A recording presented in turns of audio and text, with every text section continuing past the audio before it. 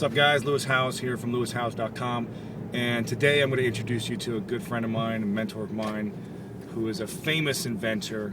His name is Chris Hawker, and this is part of a video series where I want to just introduce good people who are extremely smart and much smarter than me to you. So, Chris Hawker, what's up, my man?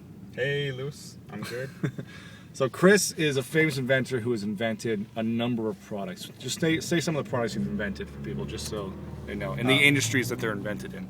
The Power Squid in the consumer electronics industry, onion goggles in the gourmet cooking industry, and the Thirsty Light in the gardening industry. So those are the main industries you play in, right? Well, we play in pretty much every consumer Technology, product. all sorts of stuff, Yeah, right? any kind of consumer product. We also do some medical products. Gotcha, cool.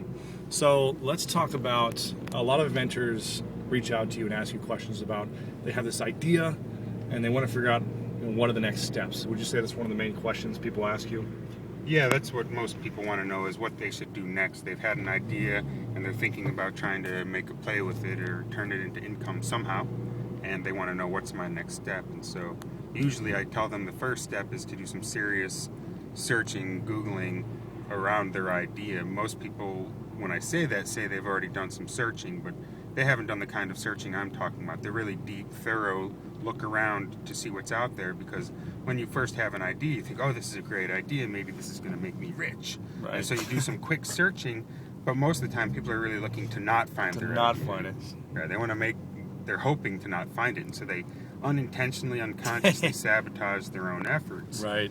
You really need to look like you're desperate to find it to buy for your wife for your Valentine's Day, Okay. or something. Like, you really got to look for it, like it's important that you find it, because if you find it, you'd much rather know what's going on than not know and delude yourself into thinking there's an opportunity when there isn't. And oftentimes when I do this kind of search, in a few seconds I can find something very similar to what someone's idea was. That's not always a deal killer. Often it's not.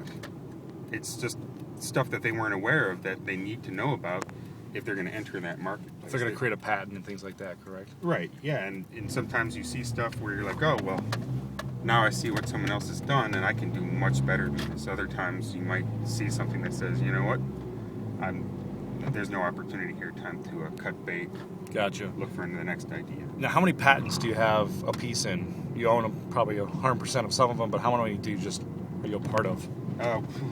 Right now, probably... Over 20, over 50? Oh, sorry, no, not that many. Not that many? 10? 10 Okay. right now. Gotcha. Or a dozen, maybe, that are issued, and then there's quite a few pending right now. Gotcha, very cool. So But not all of our products are patented. they don't have to have patents, right? You don't have to patent a product to come out with it, and sometimes it doesn't make economic sense to patent a product. So you have how many products do you have that don't have patents then? Well, altogether I have over 30 products on the market. Over 30 on the market. Okay. Depending on how you draw the lines between products. Gotcha. So you don't have to have a patent. When do you know if you have to have one or if you don't have to have one, or what should be considered? It depends on how you're coming to market. So that's opening up a huge question. That Whole nother conversation. Yeah, that's a whole other conversation, really. But so first steps are to the if Google. you're trying to license it, Uh-huh.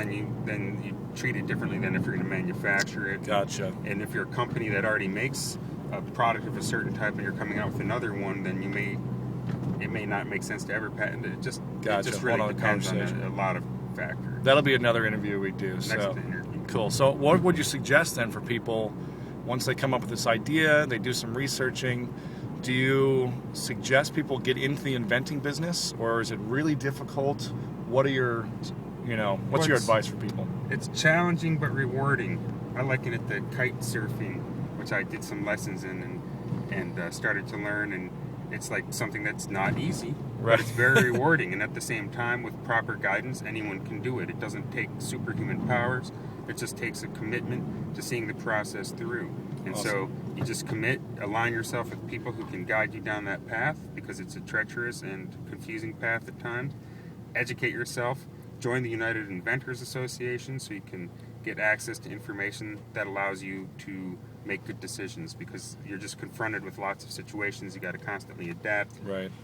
Your number one most important asset is your knowledge and your perspective that you gain by doing a lot of research into the topic before Gotcha. you invest your time and money there. The amazing thing to me is how many people are willing to invest tens of thousands of their dollars in pursuing an invention before they take the time to really research, educate right? Yeah. themselves on the process. Right. And then they come to me in a bad situation and say, save me, help me, fix my situation. And I'm like, You should have given me the money before. yeah, I'm like, just kidding. if you'd have hired me before, we'd be sitting in a much more fun situation. And I prefer not to be the cleaner. Right, you right. know. So Yeah. educate yourselves first. And what can they do? And you're obviously on the board of the Inventors Association, but where can people reach out to you or connect with you if they want to learn more about taking this to the next level, their own idea? My website's trident-design.com, and also my blog's moderninventor.com. Awesome. So that's Chris Hawker. Hopefully we'll get some more interviews from him in the near future on innovation and ideas and taking your product to the next level. So thanks, Chris, and we'll talk to you guys soon.